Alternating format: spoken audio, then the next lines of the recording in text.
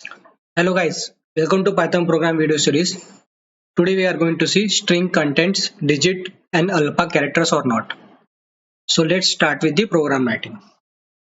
First of all, we'll take an input from user and we'll store in one variable name as str input, enter the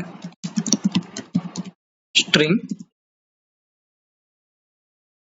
and this program we are writing with the help of function. So let's declare one function. So first of all, I will take the output of function in this variable, and function name I will keep it as check string, and we'll pass the string to this function. We'll print the function output. So now here we have taken one input and we have stored the output of function in this variable, and we have printed this variable as well as we have called the function. So let's define the function. Check string str. So now we have to check if the string has alpha and digit available or not. Okay, so let's declare one variable name as alpha. We'll take it as alpha only.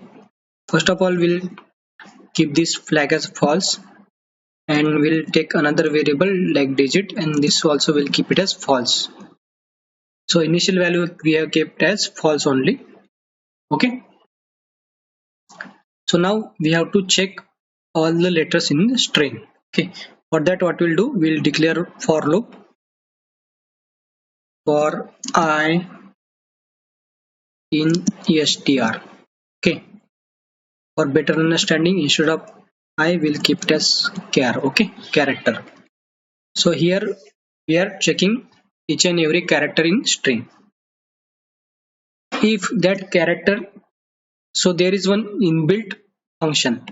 Okay, so that we'll use. Suppose character is alpha, so there is one inbuilt function of Python which checks the character is alpha or not. Okay, if that character is alpha, then what we'll do, we'll keep this flag as a true.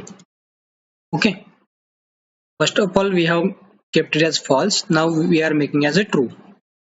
And second, what we have to check, in second we have to check if that character is digit. So there is another function also, is digit. So this will check that this character is digit or not. So this is inbuilt function of Python. If this is digit, then we'll make this digit as a true.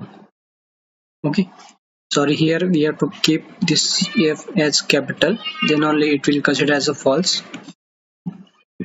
Okay, so first of all we are declared as a false, and then if it is digit, then we'll make it as true, and we'll simply return the output. Okay, return alpha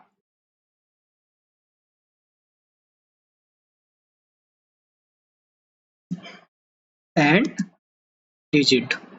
Okay, so basically what we have done here, first of all we have taken the input from user, and then we have called the function, and we have stored the result of this function in this variable, and we have printed the variable.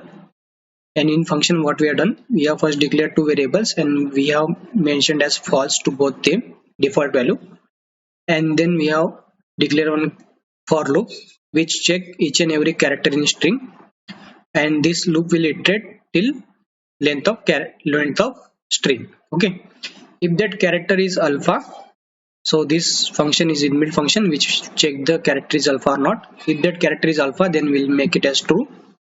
And second time, if that character is digit, this is also inbuilt function which will take the character digit or not. If that character is digit, we'll make it as true.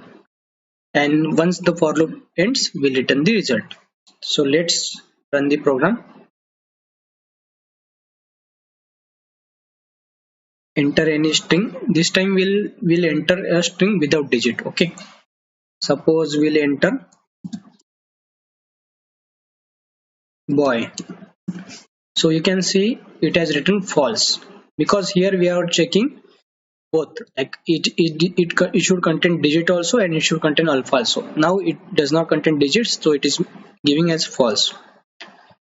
Next time we'll give any digit only, not give any alpha character. We'll just give digit. You can see it is returning false. Okay. Now we'll give both alpha character and digit also.